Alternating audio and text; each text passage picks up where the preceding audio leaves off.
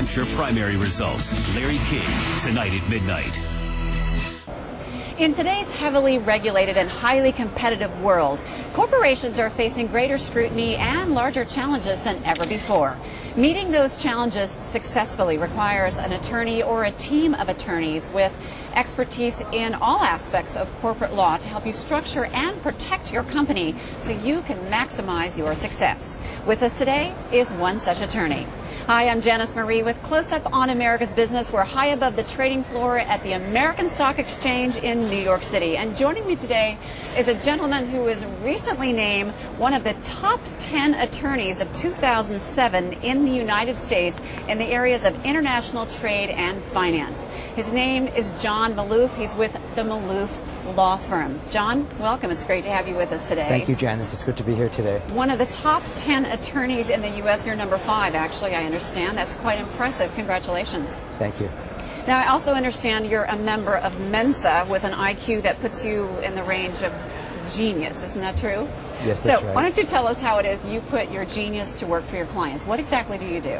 Well, we represent companies in all aspects of corporate law, from IPOs to M&As to private placements.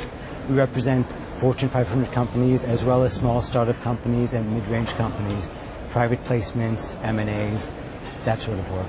All aspects of corporate law then, and finance. Yes, that's right. Exactly. Now, give us some idea of maybe the different types of companies that you work with.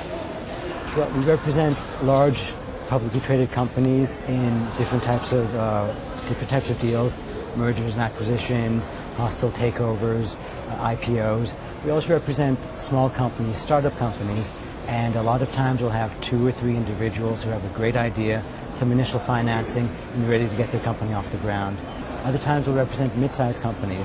They're growing, they're doing well, they're not quite yet ready for an IPO, and we'll help them get money through doing a private placement.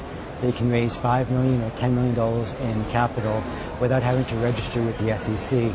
And hence there's no 10Ks, 10Qs or 8Ks or Sarbanes-Oxley issues to be concerned about. What are some of the mistakes that smaller companies might make when they're just getting started that had they come to you, you could have saved them a lot of time, trouble, and maybe even money to begin with? Well, oftentimes principals of a small company are friends, and they think, well, we'll do this on a handshake, and things will get worked out as they go. One common problem we see is infighting among the principals of this type of company. There's misunderstandings and they have different expectations as to what their respective duties are and to what they're each entitled to. If they come to an attorney to have things structured properly from the beginning, these misunderstandings wouldn't happen. Frequently we'll get clients who have been in business a couple of years and misunderstandings have already happened. There's infighting among the principals, and oftentimes it becomes a very lengthy and expensive process to litigate or arbitrate the matters, and sometimes they actually end in the destruction of the company. So the lesson is do it right from the very beginning and really invest in the kind of services that can help your business succeed. That's right. Finance is a lot like skydiving. It's something you want to get right the first time. That's a good way to put it. You only get one good chance on that one. Your services, you're a leader in the financial services industry, from what I understand. You even have a moniker. You're known as the Ideas Man. Where did that come from?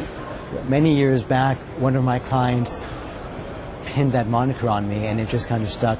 I have the ability to come up with ideas where other lawyers have been unable to see solutions other people cannot see. So give us some examples there. What type of, somebody comes to you and someone else has told them it just can't be done, yet you do it. What type of situation might that be? Well, we had this one situation a little while back where a client had been to a law firm with over 1,000 attorneys.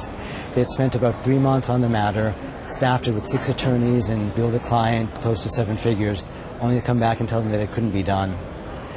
After all that time and all that money? That's right. And so what could you do for them? Well, they came to me and they told me that about the transaction. It was interesting. It had never been done before. It was a unique situation. So I spent about 3 days doing the mental gymnastics, figuring out how to structure it.